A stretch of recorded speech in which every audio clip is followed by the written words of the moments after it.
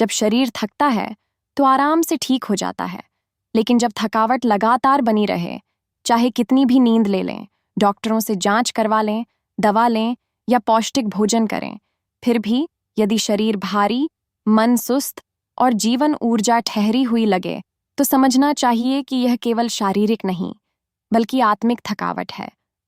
और अगर यह स्थिति लगातार बनी रहे, महीनों तक पीछा न छोड़े और व्यक्ति को ऐसा लगे कि जैसे कोई अदृश्य बोझ उसे जकड़े हुए है, तब यह माँ काली का संकेत हो सकता है कि अब समय आ गया है आत्मा की गहराई को देखने का, क्योंकि थकावट अब मांसपेशियों में नहीं, आत्मा पर बैठ चुकी है। माँ काली वह शक्ति है जो केवल शरीर ही नहीं, आत्मा को भी ऊर्जा देती है। जब व्यक्ति जीवन में बहुत अधिक झूठे रिश्तों, दिखावे, अनचाहे कामों या मानसिक बोझ में फंसा रहता है, तो उसकी चेतना धीरे धीरे कुंठित होने लगती है। व्यक्ति चल रहा होता है, लेकिन भीतर से रुका होता है। वह मुस्कुरा रहा होता है, लेकिन भीतर से रो रहा होता है। यह स्थिति आत्मा की थकावट होती है और यह शरीर को भी जकड़ने लगती है। ऐसे में सामान्य उपाय असर नहीं करते, क्योंकि समस्या मूल में है, आत्मिक स्तर पर। माँ काली आत्मा की वह शुद्ध शक्ति है जो सच्चाई से जोड़ती है, भ्रम से मुक्त करती है और भीतर की ठहरी हुई ऊर्जा को फिर से प्रवाहित करती हैं।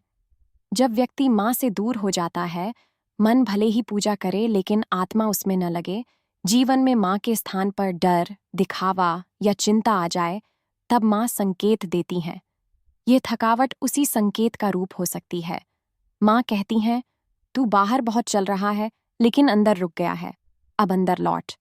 ये थकावट कभी कभी बुरी दृष्टि, किसी के किए गए तांत्रिक प्रहार या घर की नकारात्मक ऊर्जा के कारण भी हो सकती है। खासकर यदि यह थकावट तब बढ़े जब आप कोई शुभ काम करने की कोशिश करें, मंदिर जाएं या माँ का नाम जपें, तो समझिए कि कोई शक्ति आपकी ऊर्जा को रोक रही है। यह स्थिति गंभीर है, लेकिन माँ काली की कृपा से यह टूट सकती है। ऐसे समय में माँ काली की उपासना ही सबसे प्रभावी औषधि होती है। विशेष रूप से AUM क्रिया कालिकाय नमः मंत्र का जाप हर सुबह और रात को करें। एक साफ स्थान पर माँ काली की तस्वीर रखें, जहां केवल आप और माँ हो। वहां बैठकर माँ से कहें, माँ, ये थकावट मेरे भीतर नहीं थी, ये मैंने ले ली है, अब इसे तू ले।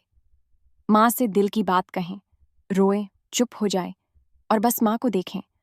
माँ की दृष्टि ही भीतर बहती रुकी हुई शक्ति को फिर से प्रवाहित करती है। इस थकावट का कारण यह भी हो सकता है कि आपने बहुत कुछ सहा है, पर किसी से कहा नहीं। आपकी आत्मा बोझ उठाते उठाते थक गई है। माँ काली ऐसे समय में आपको थकावट नहीं, विश्राम देना चाहती है, लेकिन वह केवल उनके चरणों में ही मिलता है। माँ चाहती हैं कि आप दुनिया को नहीं, उन्हें पकड़ें। आप दवाओं से नहीं, उनके नाम से ठीक हों। आप आराम से नहीं, माँ के आलिंगन से मुक्त हों। और जब आप माँ से जुड़ते हैं, तो धीरे धीरे यह थकावट पीछे हटती है। आप हल्के होते हैं, आपका चेहरा निखरने लगता है और आप फिर से ऊर्जा से भर जाते हैं, बिना किसी दवा के, बिना किसी बाहरी उपाय के। क्योंकि माँ स्वयं वह ऊर्जा है जो आत्मा से होकर शरीर तक आती है। इसलिए यदि थकावट का इलाज नहीं मिल रहा, तो माँ से पूछिए, माँ, ये बोझ तूने दिया है या मैंने अनजाने में ले लिया है? अगर तू सिखा रही है तो मैं सीखने को तैयार हूँ। अगर तू छुड़ाना चाहती है तो मुझे अपने चरणों में बैठा ले। माँ काली की कृपा से आत्मा की थकावट भी ठीक होती है और जीवन में फिर से गति, उजाला और नया उत्साह लौट आता है।